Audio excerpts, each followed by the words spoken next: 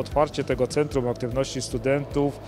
dla studentów to jest wielkie wow, dlatego że mają do dyspozycji wszystkie maszyny numeryczne, wszystkie maszyny CNC, w tym wypalarkę plazmową najwyższej jakości, tokarki, frezarki, centra numeryczne wieloosiowe, ale przede wszystkim mają dostęp do najnowszego oprogramowania, do projektowania, oprogramowania CAD-owskiego, ale również do oprogramowania, do symulacji procesów. Uzupełnieniem tego wyposażenia jest pełna baza elektronarzędzi i miejsca, gdzie studenci mogą te swoje elementy obrobić i przygotować na przykład do malowania, gdzie mamy też komorę tutaj taki do natrysków próbnych, oczywiście piaskarka jest podstawą.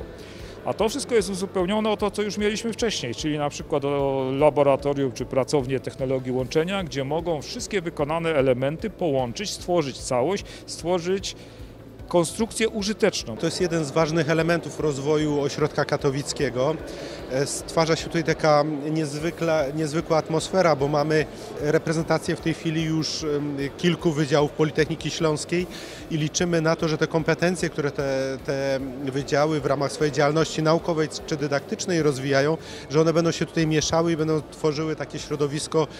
bardzo kreatywne, środowisko, w którym młodzi ludzie będą mogli realizować swoje marzenia, będą mogli rozwijać swoje kompetencje. Jest to możliwość dla studentów przede wszystkim poznania pracy na nowoczesnych technologiach, które są wykorzystywane w przemyśle, a także rozwoju swoich pomysłów, swojej kreatywności i swojej inwencji twórczej. Dążymy przez cały czas do zamknięcia tej przestrzeni akademickiej, stworzenia takiego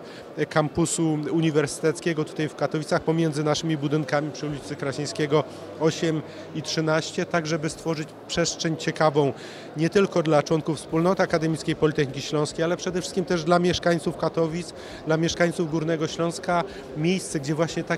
takie centra aktywności studenckiej będą powodowały, że to będą nie tylko działania studentów, ale także i uczniów szkół średnich.